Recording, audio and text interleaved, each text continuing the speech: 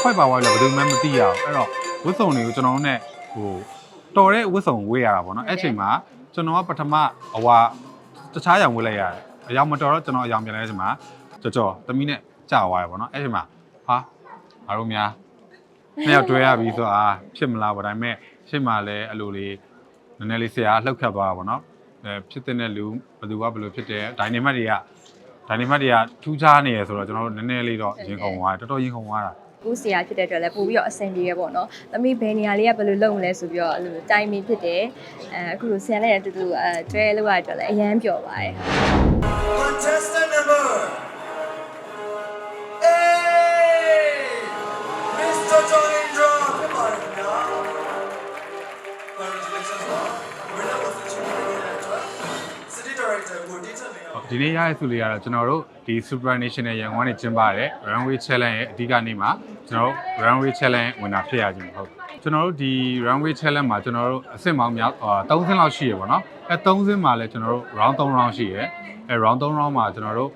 မတူညီတဲ့ပုံစံနဲ့ရှင်ပြိုင်ရတယ်တယောက်ချင်းတော့၎င်းအတွဲတော့၎င်းကျွန်တော်ရှင်ပြိုင်ရတယ်အဲဒီကမှကျွန်တော်တို့တစ် round စီမှာဒိုင်နေရဲ့အမှတ်တွေယူပြီးတော့နောက်ဆုံး final မှာအမှတ်ပေးစီးမြင့်တဲ့အဲ့ညီလို့ကျွန်တော်တို့ရွေးချယ်လိုက်တယ်စိတ်လှုပ်ရှားတာပထမတော့စိတ်လှုပ်မရှားဘူးဒုတိယ round ပြီးတဲ့ချိန်မှာကျွန်တော်တို့ရဲ့ seed rider နောက်မှလာပြောရပါတော့။မပြီးစီးမြင့်တွေကထင်ထားရတယ်လွဲနေရပါတော့။သူမှန်းထားတဲ့လူနဲ့ဒိုင်နေပေးတဲ့အမှတ်တွေနဲ့တခြားစီဖြစ်နေရပါတော့။အဲ့တော့ဘသူပါတယ်ဘသူမပါဘူးလဲဆိုတာတော့ဒိုင်နေပေးတယ်ပေါ့နော်။အဲ့တော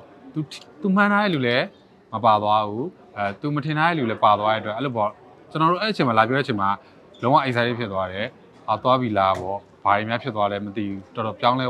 လဲဝါမှလားမသိဘူးပေါ့ကိုကတော့အကောင်းဆုံးရှင်ပြိုင်ခဲ့တယ် round 9 round 9မှာမလျော့ဘဲနဲ့အကောင်းဆုံးရှင်ပြိုင်ခဲ့တယ်ဒါကြောင့်လည်းဝင်နာစုကိုထိုက်တဲ့ရရှိခြင်းလို့ထင်ပါတယ်ခင်ဗျဟုတ်ခုနအခုပြောလို့ပဲပေါ့နော်အမတ်စီးမြင့်တိုင်းသွားရတယ်ပြီးတော့တယောက်နဲ့တယောက်စီးလုံးမှုရှိပြီးတော့သွားကြရပေါ့နော်ပြီးတော့အဆင့်တွေအများကြီးတင်ရတဲ့အတွက်လည်းအရန်ရင်ခုန်တယ်အများကြီးလည်းစူးစမ်းရပေါ့နော်ဒီမှာပါရဲ့အမရဲ့အကိုကြီးအကုန်လုံးကလည်းတော်ကြရပေါ့နော်runway challenge ဆိုတော့ကျွန်တော်တို့ကဒီကျွန်တော် formal ဝတ်စုံနေနဲ့ပဲ culture wear နေပဲလိုပဲဟိုနောက်ဆုံးစုပေးမယ်ပဲထင်တာပေါ့နော်ဒီရောက်တော့မှကျွန်တော်တို့နောက်ဆုံးအပိတ်ကဒီ today wearing studio ကနေဟိုချော့လုပ်တဲ့ဝတ်စုံနေနဲ့ကျွန်တော်တို့ show လျှောက်ပြီးတော့မှဒီwinner စုကိုကြီးညာဆိုတော့ပို့ပြီးတော့ကျွန်တော်တို့မြန်မာနိုင်ငံအတွက်ပေါ်ကုန်ရှိရပေါ့နော်ကျွန်တော်မြန်မာနိုင်ငံကျင်းပဖြစ်တဲ့အတွက်မြန်မာဝတ်စုံနေနဲ့ကျွန်တော်တို့ခန်းခန်းနားလေးစုပေးတာကိုကျွန်တော်အနေနဲ့ဂုဏ်ယူတယ်ဝမ်းသာတယ်မိနဲ့အခုနဲ့ကြားလိုက်မယ်လို့မထင်တာဘူးเนาะပြီးတော့Today Wear story อ่ะပေါ့เนาะဒီလို live ဖောင်လို့ဆင်ញံပြီးရပြီးတော့ရတနာမှာဆိုလဲရှင်မင်းညီနောင်ကစီမံလေးရပေါ့เนาะအဲ့အတွက်လဲအဖက်ဖက်ကူညီပေးကြတဲ့ sponsor တွေအကုန်လုံးလည်းဒီကနေကျေးဇူးအများကြီးတင်ပါတယ်လို့ဟုတ်ဆရာတပည့်လို့ pressure ပါဆရာတပည့်လို့ဖြစ်နေတာပါအမတ်တရားတော့အများကြီးပါခင်ဗျာကြော်နဲ့မှမဟုတ်တခြားသမီးပေါင်းများစွာနဲ့လည်းကျွန်တော်အမတ်တရားရှိခဲ့ရပါတော့ကလေးတိုင်းကိုလည်းချစ်တယ်သူတို့ရဲ့လိုအပ်ချက်သူတို့ရဲ့တော်တဲ့ချက်အားသာချက်အားနည်းချက်တွေအကုန်လုံးပေါ့နော်ပြောပြတာလေးလည်းရှိတယ်အမတ်တရားရောအများကြီးပါပဲခင်ဗျာရှိတာပေါ့အများကြီးတင်ကြားပေးရပြီးတော့ကိုဆရာဖြစ်တဲ့အတွက်လည်းပို့ပြီးတော့အဆင်ပြေရပေါ့နော်သမီးဘယ်နေရာလေးကဘယ်လိုလုပ်မလဲဆိုပြီးတော့အဲ့လိုတိုင်မီဖြစ်တယ်အခုလိုဆရာနဲ့အတူတူတွဲလုပ်ရတဲ့အတွက်လည်းအရန်ပျော်ပါတယ်ဟုတ်top 5ရွေးပြီးသွားတဲ့အချိန်မှာကျွန်တော်တို့မြန်မာဝတ်စုံတွေလဲရမယ်ဆိုတော့ဥပမာသူတို့ကဟို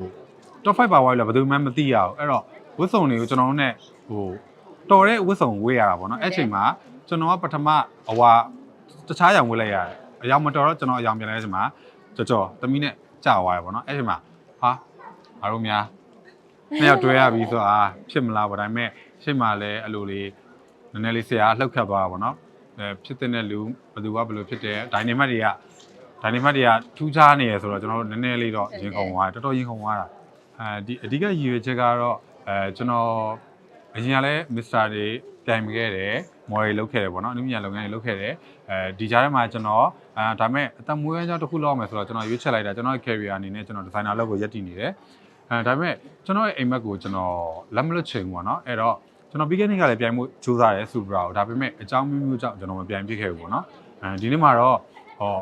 rules တွေကလည်းအသက်ကကျွန်တော်က limit ရှိသေးတယ်အဲ့တော့ကျွန်တော် join ကြည့်မယ်ပေါ့အဓိကတော့ကျွန်တော်နောင်နာမရချင်ဘူးပေါ့ဟိုပြိုင်လိုက်ရကောင်းလားမပြိုင်လိုက်ရကောင်းလားမဖြစ်ချင်လို့ကျွန်တော်အကောင်းဆုံးရှင်ပြိုင်မယ်ကောင်းဆုံးကြိုးစားမယ်ဆိုပြီးတော့ဒီ Supra ကိုရောက်လာခြင်းဖြစ်ပါတယ်ခင်ဗျ